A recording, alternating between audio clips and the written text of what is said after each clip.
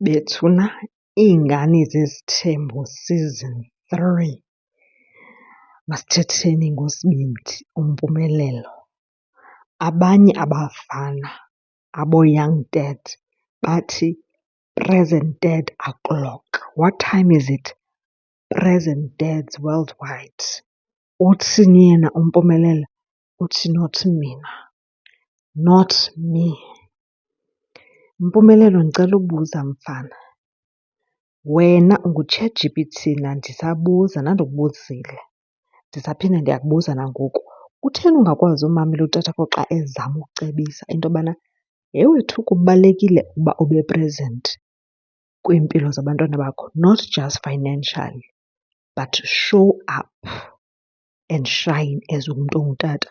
Ungabeki ii-excuses phambili zobana hayi yaza yafelisha i-romantic relationship ngoku andifuni noba sizama ukhowupherenta. Hayi tata, you made your bed, lie in it. Zamani ukufunda ukubana sizowuthi make it better together le nto ye-parenting kanjani. Niyaandastenda Mpumelelo? Because ngoku hayi awufuni ukuva niks. Sekuphelile phakathi kwakho novuyokazi, nabantwana uzobavimba i-presence yakho.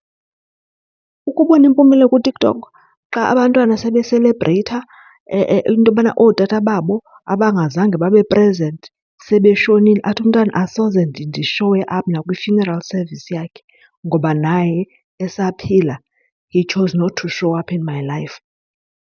Ibuhlungu laa nto, linxeba eliya. And if you have to fight till the end for into yobana ukwazi uba present kwimpilo yabantwana bakho, kaloku awuzukwazi kaloku sana utyala imbewu sogqiba uyishiye just because things did not work out. Bekani ii-differences aside, you need to show up and shine for abantwana bakho. Uyeke into yobana utatakho indaba kaMpilo ntontoni. Cebiseka bhuti, cebiseka. Sukuba ngumntu ocinga fanuba ungu-Mr Know-it-all because akekho umntu emhlabeni owazi yonke into. And wena ube naye utatakho growing up, ngoku ufuna uvimba abantwana bakho i-experience ayifumeneyo. Utata uMseleku akakho perfect mabethu, now no parent is. Kodwa uMpumelelo sometimes hayi ayindihlali kakuhle into yakhe. Akacebiseki, akacetyiswa, akaboniswa. Ha-a Mpumelelo tata, awukwazi kaloku uba ngumntu onjalo. You cannot be that kind of person. Abantwana bayamdinga utatabo. Bhuti, show up and shine for abantwana bakho. Show up and shine nge-presence yakho. Hayi, andiva mna le excuse ofuna uyenza.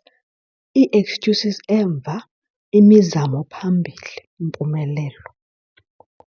I guess ke akululanga into yoba nithi come together ni-co-parent and make it work after i-fallout ye-romantic relationship. Kodwa tata, exhaust all options.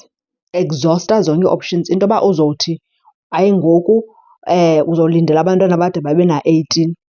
Ayikho loo nto Mpumelelo because abantwana bakho bakunida today. Ndithetha nge-presence yakho. Ucinga uba abantwana, especially lo sekemdala, ufilisha kanjani xa ebona abanye abantwana ezikolweni nangutata? Abantwana bethetha into yobana ndathi notata. Ayizoba linxeba abeqonda uba owam ndiyamazi but ke right now u-present ezifotweni qha. Ndimkhomba ezifotweni but elifini yam the person endimbiza utata is nowhere to be found. Ewe yena uyayithumela imali, ewe ii-video calls, but abantwana need so much more than that. And I do know that sometimes ezi zinto zi-complicated but amadoda, I really need you guys to step up and show up. Ii-excuses ecaleni. Ewe nabantu abangoomama, if umntana if utata akanabungozi empilweni yomntwana, then just because kaloku kuferishe umjolo, give the man a chance to be a father. Mhlawumbi emjolweni iyaferisha kodwa ebutateni he does well. Give the man a chance kaloku uba abe ngutata ebantwaneni bakhe. Sukuthi just because ukuferishile wakuhurta emjolweni ngokuqonda into yobana andisakufuni nasezimpilweni zabantwana. If ngutata orayithi akanabo ubungozi ebantwaneni, please mama nawe sukumvimba ithuba loba adlale indima yakhe kwiimpilo zabantwana. Mpumelelo, I hope that you will try harder bhuti and exhaust all options so that ube present kwiimpilo zabantwana bakho and make le nto ye-co-parenting kunye novuyo to work for the sake of iingane zenu.